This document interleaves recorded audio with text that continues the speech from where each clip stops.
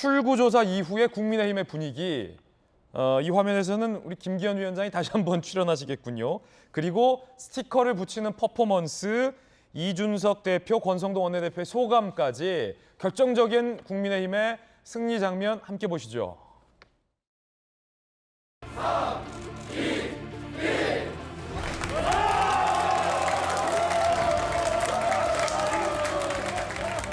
오세훈 후보의 당선 스티커를 당 대표님께서 부탁하시겠습니다. 이제 저희 국민의힘에게 지방행정까지 담당하는 많은 역할을 맡겨주셨습니다. 그렇기 때문에 국민의 선택이 얼마나 엄중한 것인지를 잘 알고 지방행정에 임하도록 하겠습니다. 더 열심히 노력하고 더 정진해서 저희가 국민들께서 바라시는 우리 윤석열 정부의 성공을 위해 가지고 다 같이 뛰겠습니다. 감사합니다. 진정한 의미의 정권 교체가 완성되었다 이렇게 생각을 합니다. 이제 책임을 맡은 만큼 국민들이 실망하지 않도록 더더욱 잘하도록 그렇게 하겠습니다.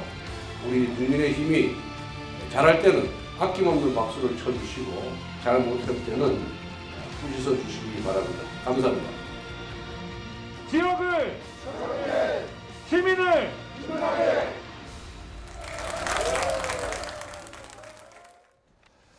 시도지사 선거 17곳에서 국민의힘이 12곳에서 승리를 했습니다. 그런데 이번 선거는 기초단체장 선거도 함께 진행됐습니다. 서울 같은 경우는 25개의 구로 이루어져 있는데 지난 지방선거에서 민주당이 이 구청장을 소위 싹쓸이 했었습니다. 자, 그럼 이번 지방선거 결과 서울 기초단체장 결과 구청장은 어떤 결과가 나왔는지 함께 보시죠. 자, 김수영 교수님, 이번에 서울의 25개구 중에 지금 지도 2개 저희가 띄웠는데 서울 25개구 기초단체장 결과는 어떻습니까? 네, 올해 그 지방선거에서는 서울 기초단체장 25개 중에서 국민의힘이 17개를 가져왔습니다. 사실 지금 그림 보시면 아시겠지만 25개 중에서 17개를 국민의힘이 이겼다. 차지했는데요. 근데 저 제일 위에 도봉구는 사실은 민주당이 강세인 지역 아닙니까, 전통적으로? 도봉구도 그렇고 강서구도 그렇고요. 강서구도. 구로구도 좀 전통적으로는 민주당이 강세인 지역인데 저기도 지금 다 국민의힘이 가져왔습니다. 2018년 보시면 서초구를 제외하고는 민주당이 모두 가져갔기 때문에 완전 참패 중에 참패를 했었던 거거든요. 근데 이번에 예. 상당 부분을 가지고 와서 과반이 훨씬 넘는 이런 지역구를 가지고 왔는데요. 지금 지도 다시 한번 보시면 2018년에는 강남, 서초, 송파가 그러니까 이 강 밑에 3개 구, 이 노른자라고 하고 국민의힘의 텃밭인데 2018년에는 서초만. 서초 빼고 강남, 송파도 민주당이 이겼군요. 굉장히 굴욕적이었죠. 사실 서초, 강남, 송파는 좀 전통적으로 국민의힘 지지 세력 또 보수 진영이 좀 많이 투표하는 곳이기 때문에 늘 이제 국민의힘에서 가져오던 곳이었는데 2018년에는 강남과 송파를 뺏겨서 결국 서초구 하나만 살아남았거든요. 그런 점에서 아주 그때 민심이 보수 진영조차도 모두 등을 돌릴 정도로 아주 민심이 안 좋았는데 그래도 4년 만에 좀 서력을 했다고 볼 수 있겠습니다. 특히나 이제 아까 말씀드렸던 것처럼 전통적으로 민주당이 좀 강한 지역인 강서나 구로, 도봉 이런 곳들도 어허. 지금 다 국민의힘이 가져와서 굉장히 좀 선전을 했다고 볼 수가 있겠는데요. 좀 서대문도 뭐 민주당이 강세 지역이었는데 국민의힘이 이번에 이겼군요. 네, 그래서 굉장히 박빙인 곳도 많았고요. 마지막까지 민주당이 하고 있다가 뒤늦게 바뀐 곳도 있습니다. 중구 같은 경우는 제가 어제 밤 늦게까지 봤는데 민주당이 계속 이기고 있다가 중구? 네, 마지막에 국민의힘으로 바뀌었고요. 그 표차가 한 500표도 안 됐을 거예요. 굉장히 근소한 차이로 이겼거든요. 그래서 결국은 이제 국민의힘에게 굉장히 힘을 실어준 선거였는데 한 가지 제가 좀 주목했던 것은 뭐냐면 어쨌든 지금 오세훈 국민의힘 당선자가 압도적으로 이겼는데도 불구하고 그래도 민주당이 8곳을 차지했다는 것은 결국 투표장에 가서 시장은 오세훈을 뽑았지만 국민의힘을 뽑았지만 구청장은 민주당을 뽑은 사람들이 있다는 거예요. 그만큼 그렇군요. 민주당에게 어떻게 보면 좀 희망이 있는 것이고 다시 말하자면 송영길 후보를 공천한 것이 과연 잘했느냐 그렇지 않을 수 있다는 거예요.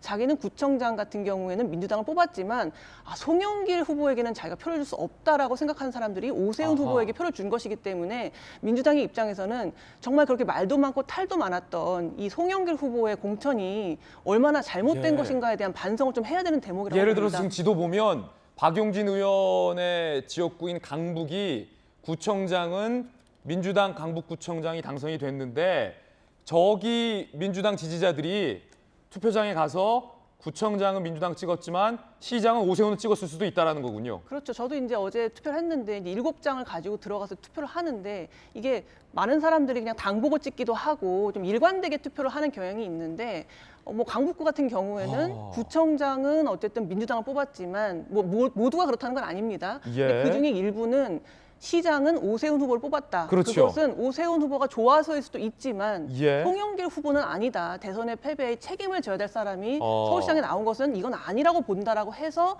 오세훈 후보에게 표를 준 사람도 분명히 있을 것이라고 저는 봅니다. 지금 굉장히 흥미로운 분석인데 전통적인 민주당 지지자들이 통상 왜냐하면 우리가 뭐 폄하하는 게 아니라 줄투표라고 해요. 지방선거는 줄투표. 그래서 시장 찍고 쫙 이런 현상이 예전엔 있었는데 지금은 우리 유권자들이 굉장히 이제 수준도 높아지고 우리 유권자들이 정확히 국민 여러분들이 보고 계시다.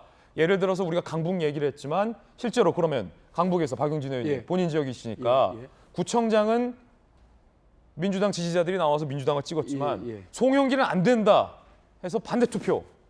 이게 지금 그 제 지역구만 놓고 말씀을 드리면 저는 제가 공천을 같이 한 분들은 다 당선이 됐는데 송영길 후보는 이제 꽤 졌어요. 시장은. 근데 구청장은 겨우 이겼어요.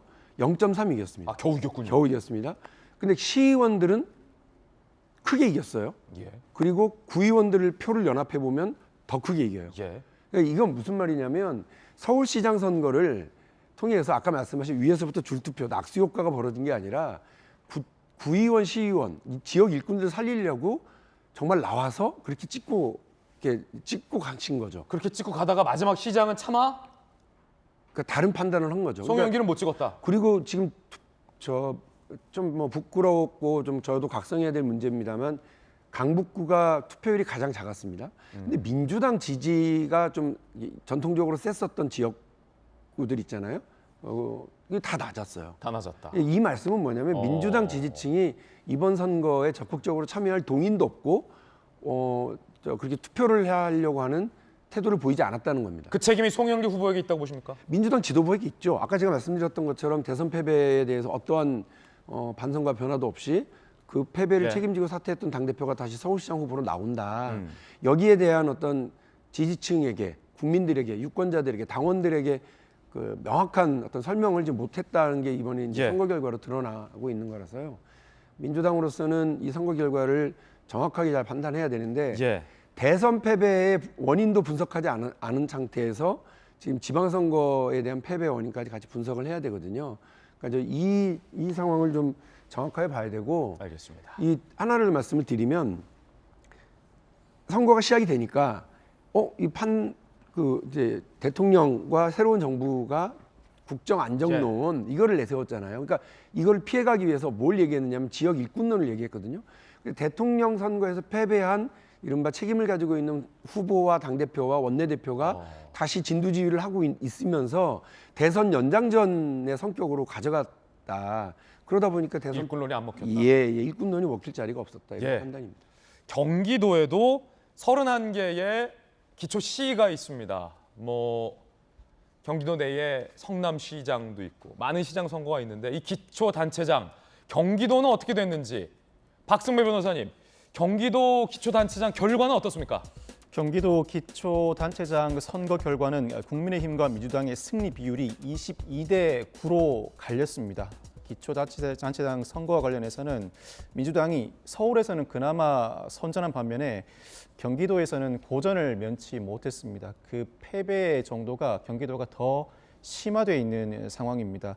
이는 사실 광역자치단체장 선거와는 그 결과가 정반대입니다. 그러네요. 그러니까 오히려- 경기도지사 선거에서는 김동연 후보가 뭐 굉장히 아슬아슬하지만 이겼는데 승리했음에도 불구하고 그 패배의 정도가 더 심화된 상태라는 거죠. 그렇군요. 올해 서울시장 선거에서는 패배했지만 서울에서는 그나마 선전했다는 의미인데 이는 일반 유권자의 입장에서는 정당보다는 인물과 공약에서 일부 영향을 받았다고 평가할 수밖에 없습니다. 김동연 후보는 경제 전문가이고 문재인 정부의 경제부총리로서 크게 인물에 대한 거부감이 없는 반면에 송영길 후보의 경우에는 대선 패배 당시 당 대표였고 인천에서 내리 사선을 하고 곧바로 서울시장 후보로 나선 데 대한 그 자체에 대한 거부감이 상당히 작용했다고 평가할 수밖에 없어 보입니다. 예. 자, 그렇다면 전국의 시군구청장 결과를 저희가 지도에 그냥 다 표시했습니다. 대형 미디어를 함께 보시죠. 자, 전체가 김기현 위원장님 226개 자리고요. 전국의 시군구청장을 합쳐서 226개의 자리 중에 국민의힘이 이번에 145명을 당선시켰습니다. 민주당은 63명 당선에 그쳤습니다. 무소속 기타는 18명. 시군구청장 결과인데 전국적으로 보더라도 뭐랄까요? 토양이라고 할까요? 표밭이라고 할까요? 국민의힘이 완전히 압승을 거뒀어요. 어떻게 분석하십니까? 시군구청장에서도. 결국 이제 조금씩의 편차는 있지만 큰 틀에서 보면 이게 같은 정당을 지지하는 그런 성향들 많이 보이죠. 그러니까 시도지사를 그 국민의힘을 뽑으면 그 밑에도 같이 국민의힘을 뽑게 되는 경향, 이런 흔히 줄투표라고 합니다. 그 경향이 완전히 없어진 건 아니고요. 일부 여전히 작동되고 있는 것이니까 그런 차원 일부가 있을 것이고요. 저쪽에서 보면 이제 민주당 강세 지역 또 우리 당 강세 지역에 군데군데 이제 그 무소속이 당선된 데가 꽤 많이 보이거든요. 예. 꽤 많이, 저희들도 그런데 민주당도 꽤 많이 있더라고요. 그 현장들 이제 돌아보기도 하고 얘기도 들어보면 이 공천 과정에서 있었던 파열음 이런 것들이 실제로 투표하고 다 연결되는 많은 현상들을 볼 수 있었고요.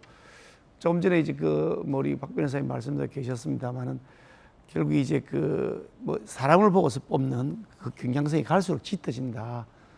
민주당에서는 사실 이번 지방선거를 지역 일꾼론 이렇게 내세웠는데 저는 그 지역 일꾼이라는 슬로건도 민주당으로서는 별로 그렇게 바람직하지 않았을 것이라고 봅니다. 왜냐하면 지역에서 일꾼이 된다는 것은 거꾸로 일을 잘할 수 있는 조건이 갖춰져 있어야 된다는 전제를 깔게 되는 것인데 저희들이 거꾸로 집권 여당 후보를 뽑아야 지역 일꾼이 되고 살림을 잘 살 수 있습니다. 저희들이 오히려 그렇게 어필을 했거든요. 그런 면에서 처음 슬로건도 사실은 대선의 시즌2를 만든 것도 민주당으로서는 패착이지만 지역 일꾼은 아니었던 것 같다. 오히려 민주당이 쇄신되어서 제대로 뭔가 달라지는 모습으로 다가가겠다라고 하면 그런 모습에 차라리 국민들이 표를 주지 않았을까 하는 생각하는데 민주당 지도부는 그런 전략적 판단을 좀 못했던 거 아닌가, 아니면 이재명 일병 구하기에 올인했던 것이 아닌가. 이거 전체로 보면 이런 생각이 좀 듭니다. 민주당이 이재명을 지지하는 그룹과 친명이라고 하더라고요. 친명 비친명이라 할지 반명이라 할지 모르겠는데 그 두 그룹이 나눠져서 그동안 각축전을 벌였다가 계속 주도권을 친명 그룹에서 쥐었지만 결국 나중에는 다시 복귀하고 싶은 친명 그룹들을 밀어내고 복귀하고 싶은 쇄신 세력들, 그런 그룹들이 어쩌면 이번에는 기회가 되지 않을까. 지방선거에 기초단체장이 압도적으로 민주당이 지금 패한 것도 그런 면에서 보면 이런 개파, 저희 당도 그런 내용들이 좀 있습니다. 개파라든지 어떤 친소관계 때문에 적절한 인지를 못 세웠다는 것들이 있는데 민주당도 아마 그런 현상 때문에 기초단체장에서 더 많이 밀리지 않았을까 하는 생각도 듭니다.